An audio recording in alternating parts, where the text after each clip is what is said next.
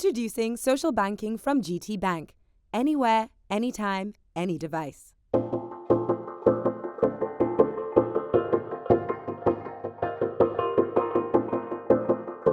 Hi, I'm Selina. Hi, I'm Carmen. And we are ROF.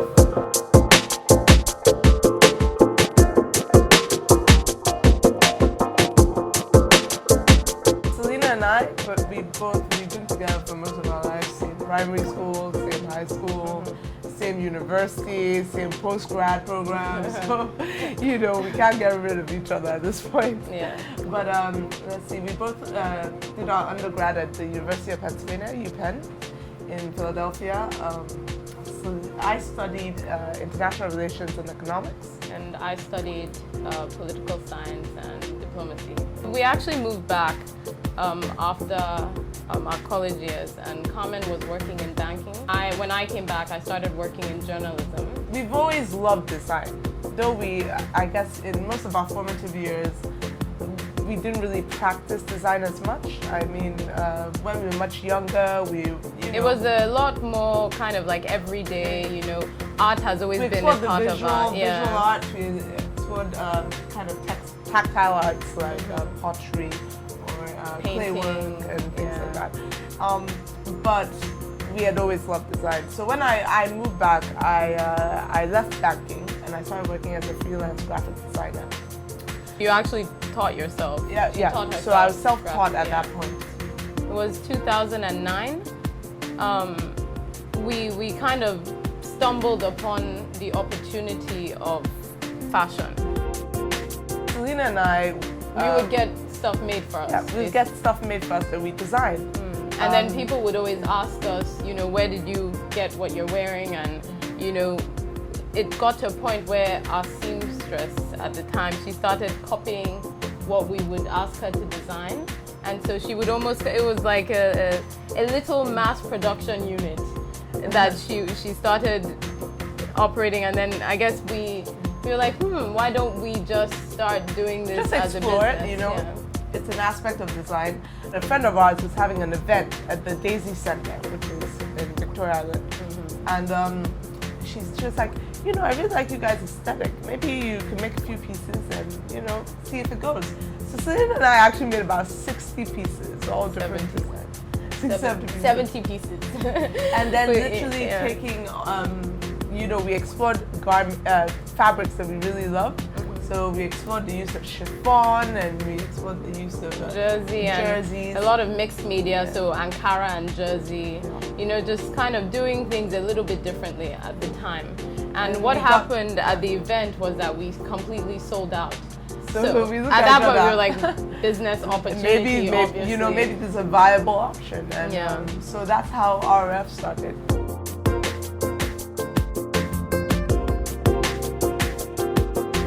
It started in 2010. We got together. We actually, assembled a team of seamstresses. And at that time, we were more so just designing conceptually, and then having the seamstresses execute the designs. So I guess what then happened was, I think whenever we do anything, we do it to our best ability and as best as we can. So at that point in time, we decided to go back to design school. We both applied to Parsons, the New School of Design in New York. And so we applied for a program there in design, fashion design. Carmen also did graphic design and I did fashion marketing. So we double majored. So we went back and we were running the business in tandem with our mom, remotely from New York. So ROF was still ongoing while we were in school, actually learning the tenets of design.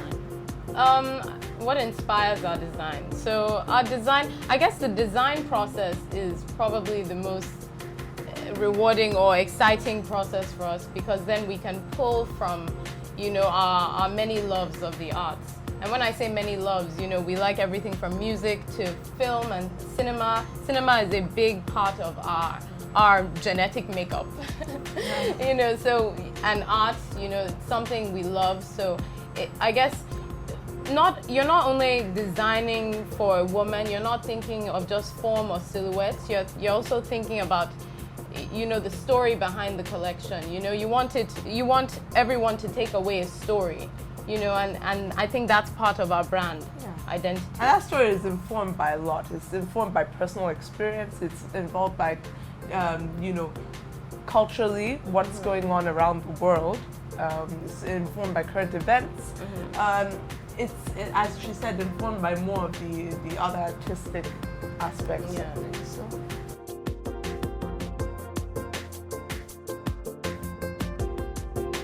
Our fabrics have been locally sourced all in Nigeria. We've developed a relationship with vendors here in Lagos. But you see, the thing is, there are limitations to sourcing in this environment. We work a lot with chiffon. I mean, chiffon as a textile is not necessarily fabricated here in Nigeria, so it's always imported. There are many challenges in the Nigerian, I guess in the industry, in the fashion industry. You know, you hear all the time designers talk about, you know, infrastructural issues, you know, the generator is always giving you problems, or, you know, you're not able to source in the right quantities you need in terms of fabric, in terms of fabric consistency.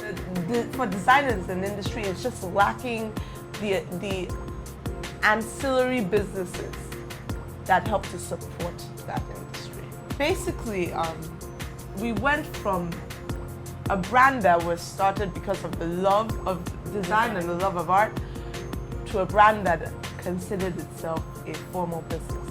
And I think it's you know, understanding the processes, the operational processes required to carry the business forward. Yeah. And it's also understanding where you need to bring in expertise, you know, to the power of, I guess, team building, as opposed to playing, you know, multiple roles. Everybody has a role to play in an organization, ultimately.